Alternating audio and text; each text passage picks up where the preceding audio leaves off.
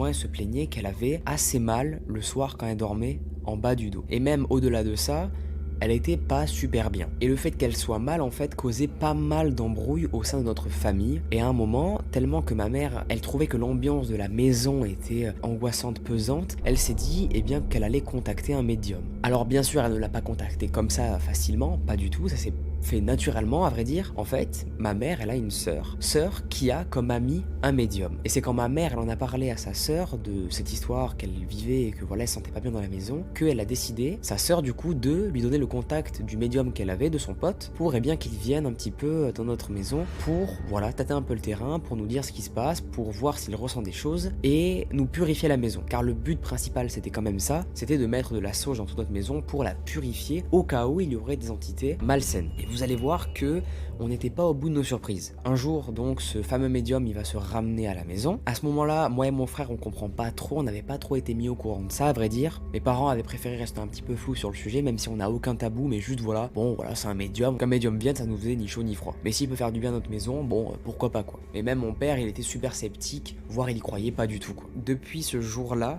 depuis que ce gars-là est venu dans notre maison, on a commencé tous à croire au paranormal. Et vous allez comprendre pourquoi je dis ça encore une fois. Donc voilà, ce gars-là fait son rituel, il prend de la sauge, de l'encens, du sel, il purifie notre maison, il va dans toutes les pièces, etc. Enfin voilà, il fait son truc quoi, on le laisse tranquille. Nous pendant ce temps-là, comme c'était l'été avec mon frère et mon père, on reste dehors. Ma mère à ce moment-là n'est pas dans la maison car elle est au travail, si je dis pas de bêtises, et du coup le médium il est en train de faire son truc. Et après avoir fait son truc, il va débrief à mon père. Il va donc rentrer dans la maison et parler avec ce gars-là. Après avoir parlé quelques temps, il va revenir et ne va rien nous dire. Il a dû nous dire comme le sujet ne nous intéressait pas forcément, bon le gars fait son truc, il a purifié la maison, normalement on devrait se sentir beaucoup mieux, là il est parti. Voilà, simplement ça. Jusqu'au jour où ma mère, elle nous a fait part en fait de ce qu'avait vu et ressenti cet homme-là le jour où il a inspecté notre maison. Et vous allez voir, c'est assez fou. Je précise que ce gars-là ne savait absolument rien sur notre maison et on voulait voir, en fait, il ne mentait pas. Du coup, on lui a rien dit et même on ne l'a même pas payé, je crois. Peut-être, ouais, mes parents ont dû donner les 20 balles à la fin, mais il était même pas sûr, le gars, de payer. Il venait vraiment bénévolement. Il n'y avait pas derrière de trucs d'argent ou quoi, pas du tout. Il y avait rien de tout ça. Le gars était juste venu pour nous aider, dans un but vraiment très honnête. Bref, je m'éparpille, mais du coup, pour vous dire, ce gars-là, il a commencé à dire à mon père qu'il y avait eu un dégât des eaux en bas, qu'il l'avait ressenti il y a quelque temps de ça. Mon père, il lui a dit: oui, vous avez raison, il y a vraiment eu un dégât des eaux en bas, donc ça l'a déjà bluffé, qu'il ait deviné ça comme ça. Et il lui a aussi fait part qu'il avait ressenti en bas, toujours encore une fois au garage, qu'il s'était passé quelque chose de dramatique en lien avec la famille qui habitait avant dans cette maison. Et mon père, il va encore une fois lui répondre que oui, il a raison, et qu'il s'était bien passé quelque chose de pas génial, que je ne pourrais malheureusement pas dire ici en vidéo, avant, nous, dans l'ancienne famille, dans ce garage. C'est pourquoi ce médium s'était senti super mal d'ailleurs en bas dans notre garage, car il a ressenti toute la souffrance qu'avait vécue l'ancienne famille qui habitait avant nous. Mon père, il va être complètement bouleversé de ce que lui dit le médium, parce qu'il a raison sur tout ce qu'il dit, alors qu'on ne lui a absolument rien dit, c'est ça qui va le choquer en fait. Mais c'est pas ça le plus fou.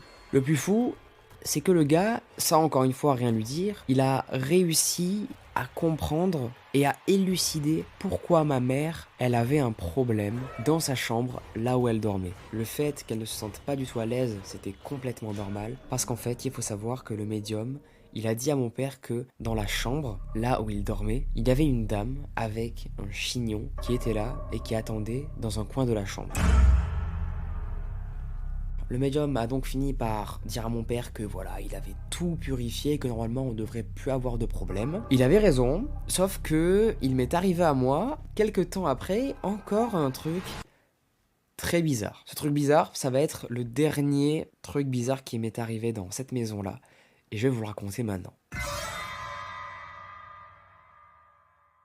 Il y a un an de ça, j'ai voulu changer de décor. Je ne voulais plus être dans cette chambre-là et je voulais avoir un autre espace pour pouvoir faire ce que je veux, crier et tout. Donc je me suis dit, pourquoi pas, comme il y a une pièce au garage, l'ancien bureau de mon père, emménager mon studio à moi pour y faire mes vidéos. J'ai trouvé que cette idée-là était super. J'ai bien sûr demandé à mon père si je pouvais et il m'a dit oui. Ni une, ni deux, j'ai commencé à installer un fameux jour mon setup, mon bureau dans ce fameux endroit qui était du coup dans mon garage, là où il s'était, on se rappelle, passé des trucs anciennement un peu bizarres, mais comme le gars avait tout purifié, normalement tout devait être bien. Ce jour-là, où j'ai emménagé mon nouveau studio, il faut savoir que dans la maison, il y avait mon frère qui était en haut dans sa chambre, mon père qui faisait à manger, et moi qui débarrassais tous les cartons pour refaire la déco de mon nouveau studio et tout installer niveau matériel. Jusque là, vous allez me dire, il n'y a rien de ouf, mais c'est normal, car ça vient maintenant. Je commence tranquillement du coup à tout défaire, mes cartons, etc., toutes mes pop figurines pour les mettre dans mon décor, jusqu'au moment où j'entends quelqu'un crier à table. Je suppose à ce moment-là que c'est mon père qui crie. Dans tous les cas, ça pouvait être que lui car il préparait à manger, il faut savoir. Après qu'elle ait dit ça, vous pensez que je suis monté? Pas du tout. J'ai continué à faire mon truc. Je lui ai juste crié, comme de la cuisine au garage, c'était très très loin. Papa, j'arrive, je finis juste un truc. C'est tout. Sauf que là, j'ai pas eu de réponse.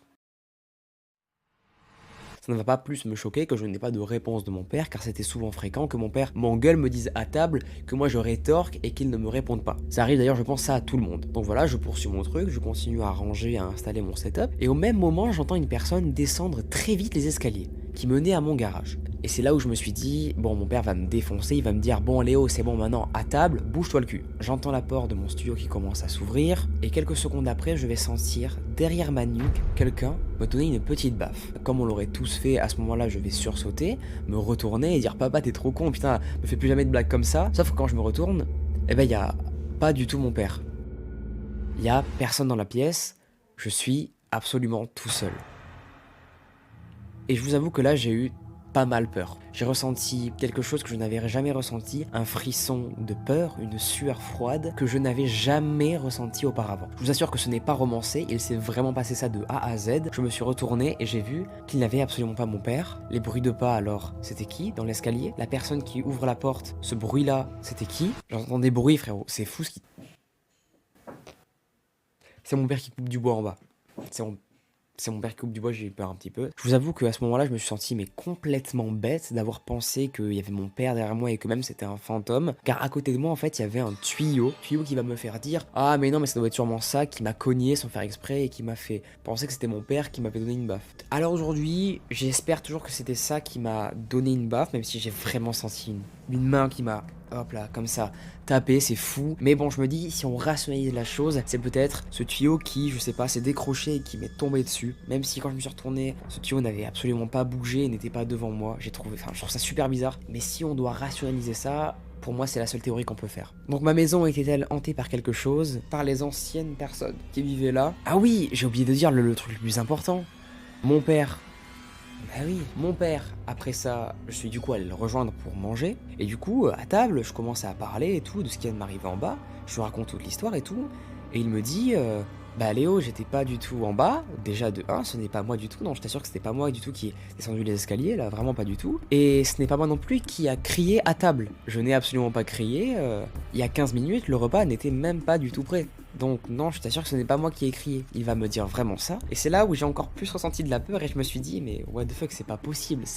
Je deviens fou. Vraiment, je me suis dit, mais je deviens complètement fou, premier degré. Je pensais honnêtement que j'étais juste fou et que j'avais imaginé tout ça. Alors peut-être que c'est le cas, que je suis fou, mais ce serait fou d'être fou.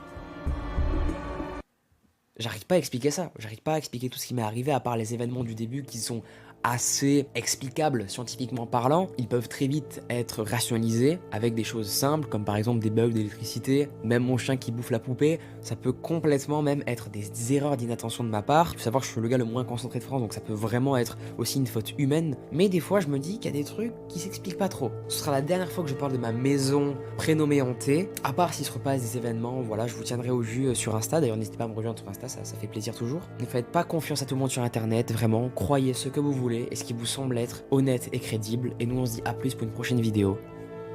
Gros bisous. A plus, ouais, c'est plutôt mon truc, enfin je dis ça à la fin de base, donc je dis pas gros bisous, à plus.